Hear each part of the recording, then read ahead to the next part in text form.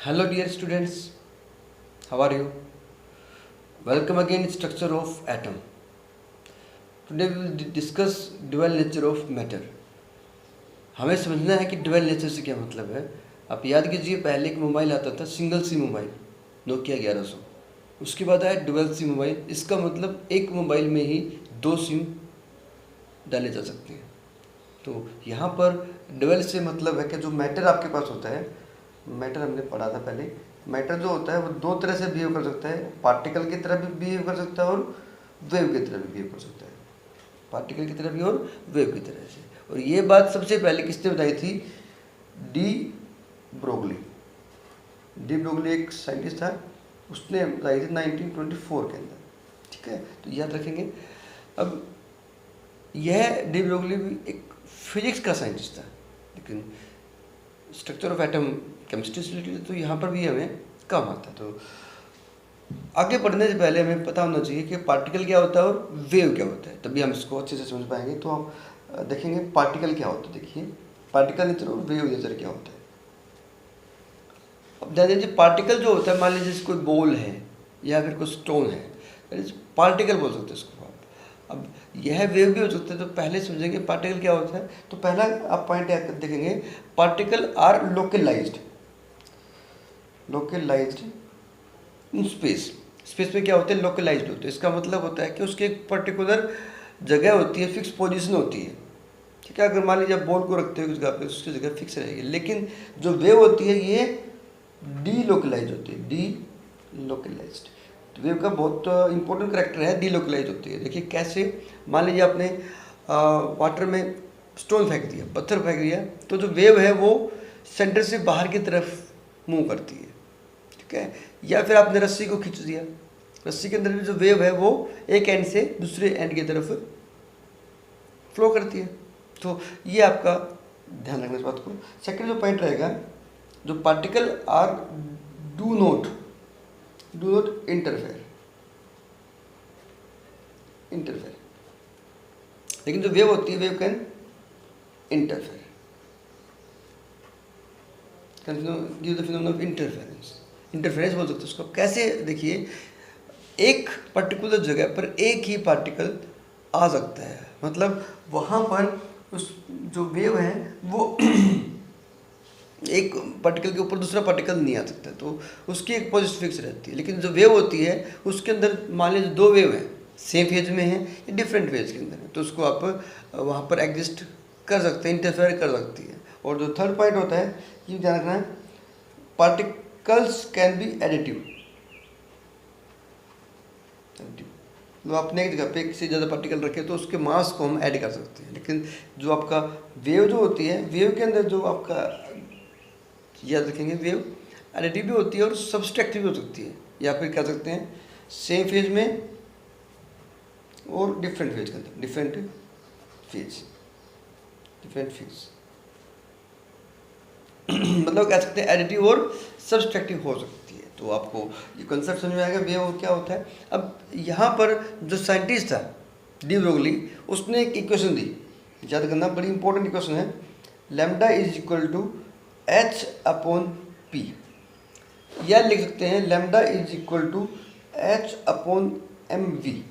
तो यहाँ पर जो पी है, पी बोल सकते हैं आप, मोमेंटम होता है पी, मोमेंटम, एंड एच जो है हमारे पास वो प्लैंक्स कांस्टेंट है, प्लैंक्स कांस्टेंट, ये हमने पहले भी पढ़ा हुआ प्लैंक्स कांस्टेंट। उसकी वैल्यू फिक्स रहती है 6.62 10 टू पावर -34 जूल सेकंड, या फिर किलोग्राम सेकंड। ठीक है, सेकंड इनवर्स, ध्यान रखें आपकी बात। ठीक है, अब और जो यहाँ पर m होता है that is the mass of particle, कोई भी पार्टिकल जो लिया आपने उसका मास रहेगा। ठीक है, तो ये बात आपको ध्यान रखनी है। नेक्स्ट जो आपके पास क्वेश्चन बनता है कि इक्वेशन आई कहाँ से। ठीक है, तो इक्वेशन को डिराइव किया डी ब्रोगली ने दो अलग अलग इक्वेशन के साथ में। तो याद कीजिए हमने पढ़ा था प्लैंक्स क्वांटम थ्योरी पढ़ी थी, उसके अंदर एनर्जी ऑफ फोटोन, कोई फोटोन होता है, ये क्वांटम हो सकते हो, E इज इक्वल टू होता है एच न्यू के बराबर। ये बात आप मानते हैं? क्वेश्चन इसको लिख देता हूँ, 2 इक्वेशन लिख देता हूँ। और अकॉर्डिंग टू आइंस्टीन, आइंस्टीन बहुत बड़े साइंटिस्ट, ग्रेट साइंटिस्ट हुए हैं, उसने दिया था रिएक्शन ऑफ रिलेटिविटी। रिलेटिविटी के एजुकेशन जिसके एनर्जी जो होती है पार्टिकल की, जो मूवमेंट कर रहा है, मूव कर रहा है velocity of speed of light से। तो ये आपका होता है। अब देखिए हम दोनों इक्वेशन को इक्वलाइज करते हैं, कंपेयर करते हैं, क्योंकि दोनों एनर्जी है।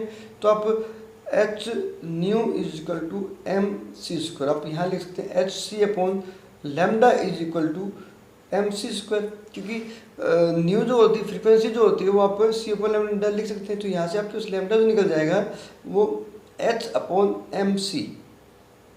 यहाँ पर सी इज द वेलोसिटी या स्पीड ऑफ लाइट बोल सकते हैं इसको आप ऐसे भी लिख सकते हैं, एम वी भी लिख सकते हैं इसको आप, या फिर लिख सकते हैं इसको एच अपॉन पी। तो यहाँ से आया आपके पास इक्वेशन ये। तो याद रखेंगे डी ब्रोगली इक्वेशन, तो ये इसको बोल सकते हैं डी ब्रोगली वेवलेंथ। बात है समझ आपको, तो ध्यान रखेंगे। अब यह जो पार्टिकल है इस वेवलेंथ से कैसे बिहेव करता है आपका पार्टिकल और वेव की तरह से, तो इस कंसेप्ट को प्रैक्टिकली भी एक्सप्लेन किया एक साइंटिस्ट था, देखिए डेविसन एंड जर्नर। इस साइंटिस्ट ने इसको एक्सपेरिमेंटली एक्सप्लेन किया कि जो आपके पास इंसिडेंट बीम ऑफ इलेक्ट्रॉन्स हैं, यहाँ से इलेक्ट्रॉन की बीम्स के ऊपर डाली, तो जब निकल मेटल के ऊपर, निकल के क्रिस्टल के ऊपर ये पड़ती है, तो यहाँ से फिर रेज निकलती हैं। तो उस रेज को फोटोग्राफिक प्लेट के ऊपर डाला गया, और जब फोटोग्राफिक प्लेट को ऑब्जर्व किया गया, तो यहाँ पर देखिए क्या मिलता है, कोसेंट्रिक सर्कल। क्या है? कोसेंट्रिक सर्कल, रिंग्स मिल जाते हैं जिसका सेंटर सेम है। तो ये किसका करेक्टर होता है? ये वेव का करेक्टर है। तो आप कह सकते हैं जो आपका इलेक्ट्रॉन है that behave as a wave. अब दूसरा जो होता है पार्टिकल का नेचर, देखिए पार्टिकल जो दूसरा करेक्टर रहेगा, पहला तो आपका डिवीजन एंड जर्मर हो गया, जर्मर एक्सपेरिमेंट, जर्मर। दूसरा जो आप पार्टिकल में देखेंगे, देखिए आपने मान लीजिए इलेक्ट्रॉन बीम है, इलेक्ट्रॉन बीम जो होता है,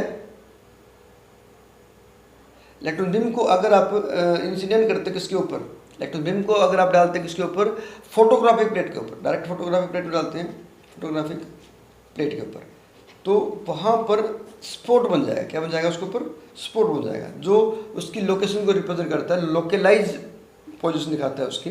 तो that is why it behave as particle. या फिर कह सकते हैं, देखिए फोटोग्राफिक प्लेट पढ़ा था, फोटोग्राफिक इफेक्ट पढ़ा था हमने, that was also the particle nature of matter, particle nature of electron.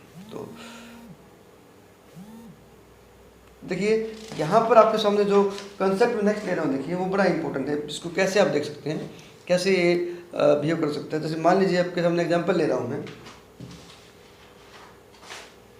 एक बॉल है, एक इलेक्ट्रॉन है, इलेक्ट्रॉन एंड एक बॉल है, ठीक है। दोनों आपके पास इलेक्ट्रॉन है और बॉल है, दोनों को हम देखिए कैसे कंपेयर करते हैं।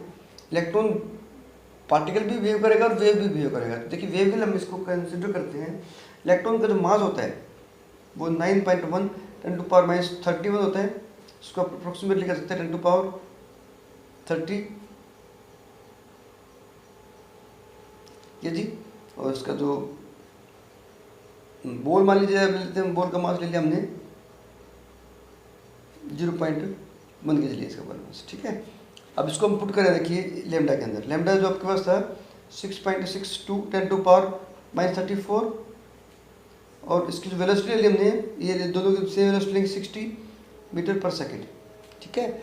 और इलेक्ट्रॉन की जो बॉल है उसकी वेलोसिटी हम ले लेते हैं 60 मीटर पर सेकेंड, ठीक है। तो यहाँ पे आपके दोनों के हमने फिक्स वैल्यू ले लिए। तो यहाँ आप क्या करेंगे 10⁻30 इंटू 60, यहाँ पर जो आपके वैल्यू जो आ जाती है, देखिए अप्रोक्सीमेटली जब सोल्व करके करेंगे इसको आप, तो 10⁻⁻,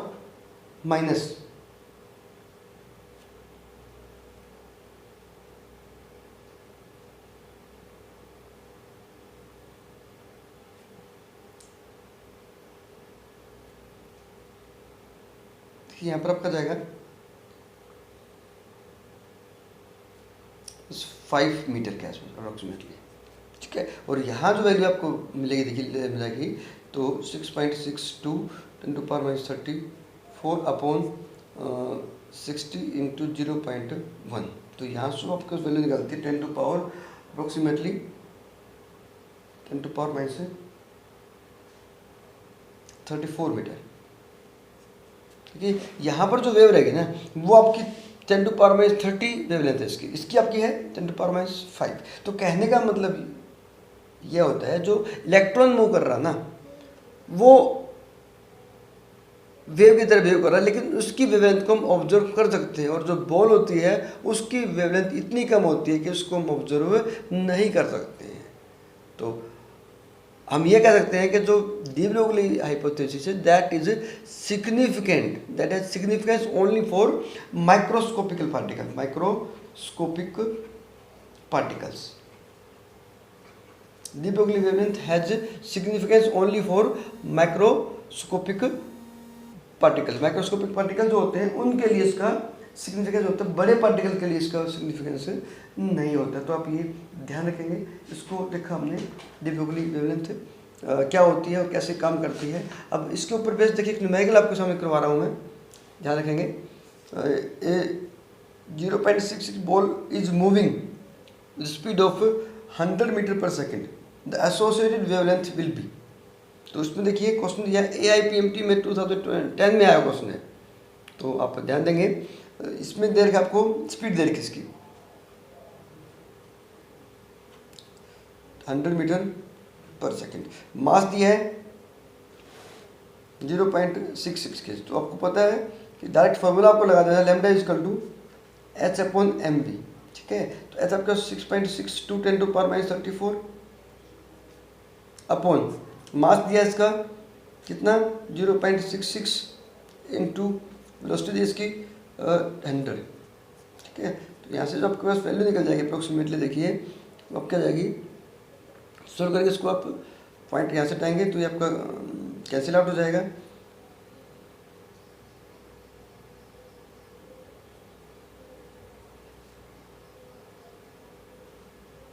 इसको कैंसिल हो जाएगा यहाँ पे आपका। तो ये आपके पास आ जाएगा अप्रोक्सीमेटली 10 टू पावर -32 मीटर।